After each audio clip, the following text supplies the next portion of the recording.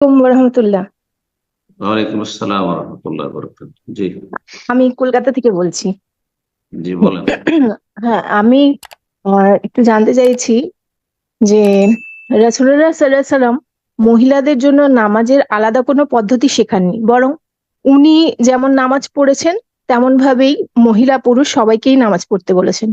কিন্তু অবশ্যই। যেসব হুম, কিন্তু যেসব মহিলারা রাসূলুল্লাহ সাল্লাল্লাহু আলাইহি ওয়াসাল্লামের পদ্ধতি, মানে ওনার পদ্ধতিতে মানে রুকু সিজদা না করে অন্যভাবে নামাজ পড়ছে, যেমন রুকু করছে মানে এতটুকু ঝুঁকছে যতটুকু ঝুঁকলে হাঁটুটা টাচ করা যায়, এতটুকু হুম, ঝুঁকছে রুকুর জন্য। আর সিজদাটা হলে পুরো বিছিয়ে সমস্ত হাত মাটিতে পুরো কনুই পর্যন্ত মাটিতে টাচ করে অন্যভাবে নামাজ পড়ছে। তো তারা হুম, কি, তারা বলছে আমরা হানাফি মতে পড়ছি, কি যাই হোক, তো তারা কি হুম। এইভাবেই নিশ্চিন্তে নামাজ পড়ে যাবে? মানে সেটা কি গ্রহণযোগ্য হবে? মানে সেটা কি সংশোধনের প্রয়োজন আছে? সেটা একটু জানতে চাইছি, মানে আপনার কাছ থেকে শুনলে এই প্ল্যাটফর্মে একটু আমাদের মানে সচেতনতা একটু বাড়বে, সেই জন্য একটু আপনার কাছ থেকে জানতে চাইছি।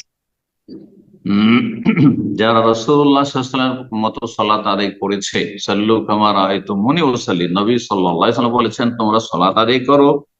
আর এক্ষেত্রে পুরুষ নারীর কোনো পার্থক্য করেননি, সবাইকে সম্বোধন করে বলেছেন, কারণ তিনি নবী যেমন পুরুষদের তেমন নারীদের।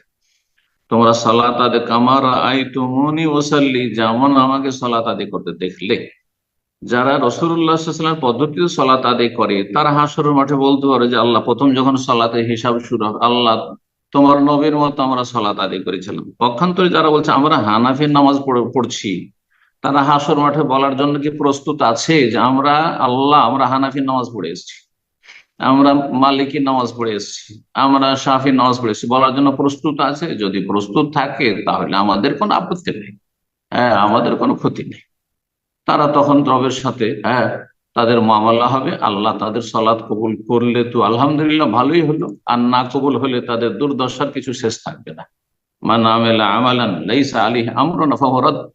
কেউ যদি এমন কোন আমল করলো যেটি নবী সাল্লাল্লাহু আলাইহি ওয়াসাল্লামের আদর্শ নয়, সেটা প্রত্যাখ্যাত। এই ঝুঁকি তো অবশ্যই আছে, এই ঝুঁকি তাদের জন্য অবশ্যই আছে।